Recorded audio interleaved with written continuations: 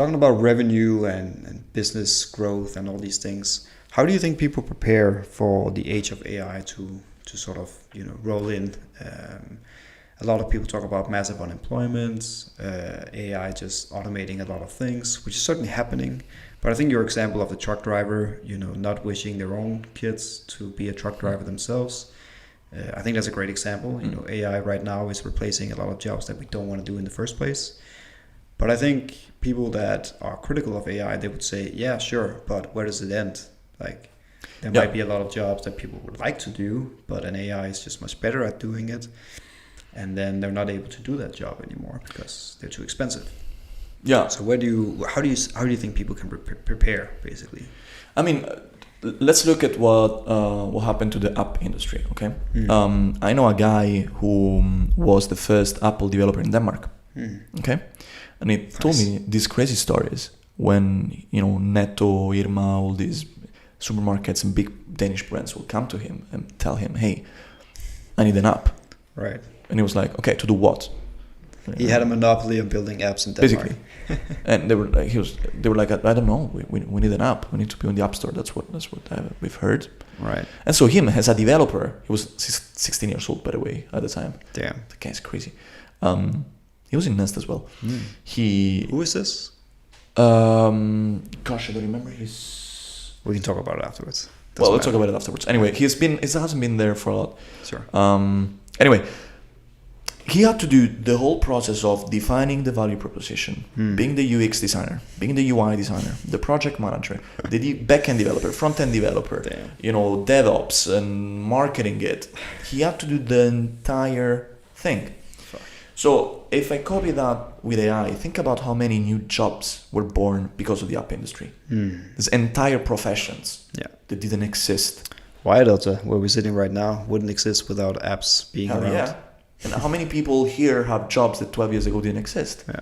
I mean, you must have some UX and UI experts. Sure. That entire practice didn't exist 12 years ago.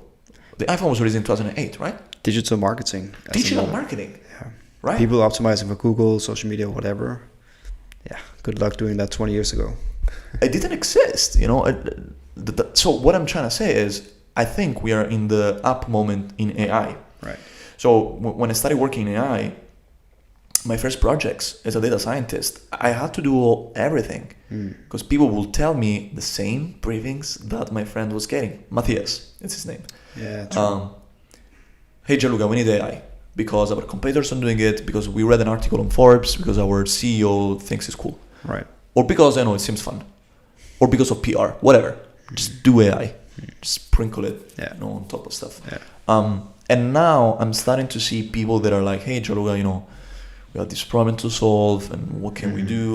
I had to educate some people to become AI project managers. So project manager that knows enough about AI to, get into the specific challenges of AI project management, AI product managers. All these new jobs, they're needed. Like we are in the beginning of the up moment, let's say, of artificial intelligence. Right. So I think if I'm talking to companies or to professionals who are like, hey, but like I am a UX designer, or I work in a bank, whatever, what should I do? Well, as we said multiple times, AI plus human, it's better than AI alone or the human alone. So I will try to get ready for the moment when I'm going to have to interact with an artificial intelligence algorithm by understanding how this technology actually works. You don't need to be able to code a neural network. No one is asking you to do that. But it's like with Microsoft Excel. Today, if you want to work anywhere, in a bank, pharmaceutical company, energy company, you need to know how to use Microsoft Excel. Right. Do you need to know the back end, how? Probably not. I have no idea how that thing is built. What language do they use? I don't know. Some people might, but the far majority don't need to know VBA programming. Yeah, exactly. Right? So, same thing. You're going to interact with this stuff.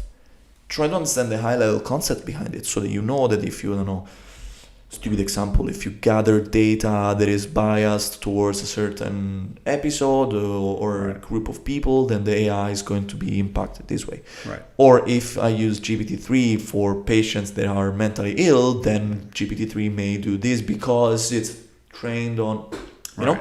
So my suggestion for people is to work on their knowledge of this technology. And I mean, of course, I'm not saying it because I sell AI education. No. I sell AI education because I believe in this. You know, it's the other way around. So that's what I recommend people to do. Also because it's becoming always more easy to build AI applications. Right. And so and you can buy them as well. Google is selling machine learning as a service. IBM the same thing. There's this auto ML that Google offers that I've heard about at least. Yeah, it's pretty interesting. Is that working properly? Like, can you just put in different commands and whatever request, and then it starts? There's a big problem, which is in a machine learning project, you have defining the problem, gathering the right data, cleaning the data, preparing the data, training the model, evaluating the model. Right. AutoML does the last two steps. Right. So once a lot of steps still. Once your data is ready, you put it in. I used it. It's pretty nice. To be honest, I still prefer writing code, but it works nicely. You just say, this is the data that I want you to train on. This is my output. I want you to optimize for, this is my metric that I care about the most. Let's say precision or recall. And it does it. But again, you need someone who knows what precision and recall mean. Someone who knows that this data is actually the right data. Right. Someone who has maybe prepared it or checked that there's no bias. Right. Again, it's becoming easier and easier. But if you don't have the sort of high-level understanding of the principles behind it, then it's like giving, a chainsaw to a kid. The fact that it's easy to use, it doesn't mean that it's going to use it properly, Yeah, true. And they might do a lot of damage in the process. Yeah. So I'm really scared when people say, it's no-code machine learning. Yeah, whatever. But who's using it doesn't know what it's happening. You don't need to know gradient descent or crazy, just complex algorithms and mathematics. Right. But at a high level, if I click here, the saw starts spinning and it cuts stuff. That kind of stuff, you need to know it, Right. So that's my recommendation for every company. It's becoming easier and easier. So mass employment is not going to happen as long as people upgrade their skills like we have for generations, for thousands of years. I mean, who am I to say that? But I don't think that we're going to see massive disruption from tomorrow. I'm more worried again about this, so about people not starting to use Excel, basically, not getting into the mindset of, okay, I need to work with this technology. Let me figure out how it works, and then they start using it without understanding it, and then maybe they get fired because there's someone else who has a little bit more AI literacy, Right.